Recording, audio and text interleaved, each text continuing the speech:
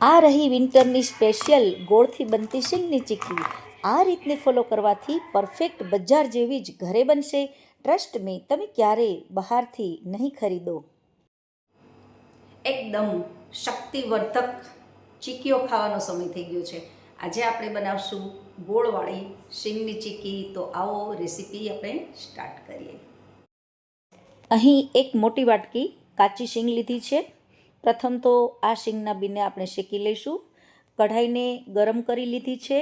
ગરમ કર્યા બાદ આપણે એકદમ સ્લો ગેસને કરી દેવાનો છે અને એકદમ ધીમા તાપે આપણે એને શેકશું. જરાય દાજવા દેવાના નથી અને ફોતરી ઉતરે તેટલા આપણે એને શેકી લેવાના છે. અહીં શીંગ શેકાઈ ગઈ છે. એને પેપર ઉપર અથવા તો કોટનના કપડા ઉપર રાખીને ઠંડી થવા દઈશું. ઠંડી થયા બાદ આપણે તેની છાલ ઉતારશું. શેકાઈ ગયા હોય એટલે એની છાલ ખૂબ આસાનીથી નીકળી જતી હોય છે.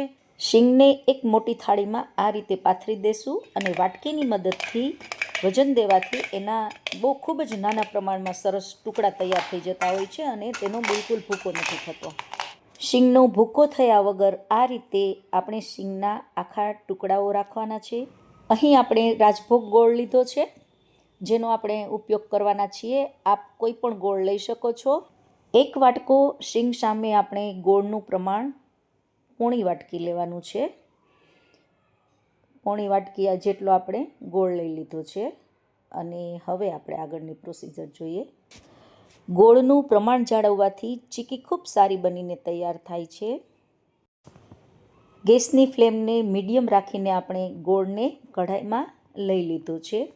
થોડો ઓગળે ત્યારબાદ તુરંત જ ગેસની ફ્લેમને સાવ ધીમી કરી લેવાની છે. સાવ ધીમી આંચ ઉપર જ આપણે આ ગોળની પાઈને પકવવાની છે.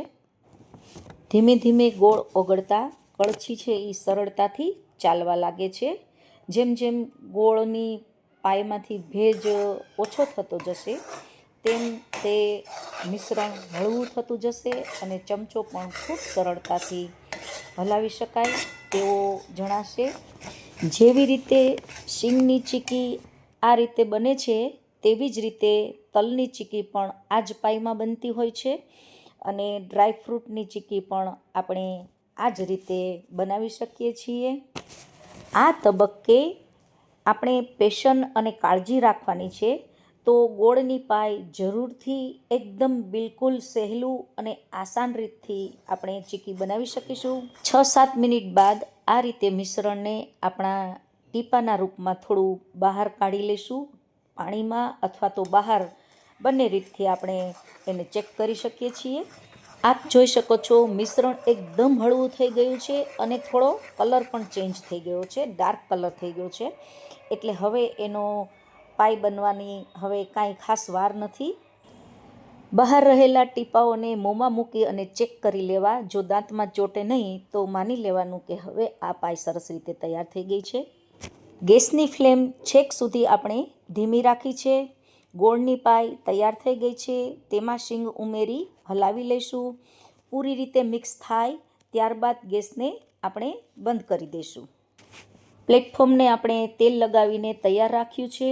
તેના પર ડોટ્સ થાય એવી રીતે એને અલગ અલગ પાથરશું અને એને ઠંડુ થવા દઈશું. એને તુરંત આપણે વણવાની નથી, એને થોડીવાર આપણે ઠંડુ થવા દઈશું કે જેથી કરીને વેલણમાં એ ચોંટે નહીં. અંદાજે અડધી મિનિટમાં તે વણવા લાયક થઈ જાય છે. પછી આપણે વેલણથી એને વણી લેશું. વેલણ જાડું લેવું અને તેલ લગાવી અને ખૂબ પ્રેસ કરીને એને જોઈએ તેવી પાતળી કરી શકીએ છીએ. જેમ વેલણ જાડું હશે એમ ખૂબ જ સરસ પાતળી બને છે. પાતળા વેલણ કરતાં જાડું વેલણ ખૂબ સરસ કામ આપે છે. ચીક્કીને પ્રેસ કરવાથી ગુજરાતના નકશા જેવી ચીક્કી બનીને તૈયાર થઈ છે. 10 મિનિટમાં જ ચીક્કી ઠંડી થઈ ગઈ છે. એને પલટાવીને પણ આપણે જોઈ લઈશું અને એના આપણે ટુકડાઓ કરી લઈશું. આપ આ વિડીયો ક્યાંથી જુઓ છો જરૂરથી કોમેન્ટ બોક્સમાં લખો કે જેથી કરીને આવતા વિડીયોમાં આપને થેન્ક્સ કહી શકીએ. આ રીતે એકવાર જરૂરથી ઘરે બનાવજો ચીક્કી અને કેવી બની છે તે પણ કહેજો. Bye bye.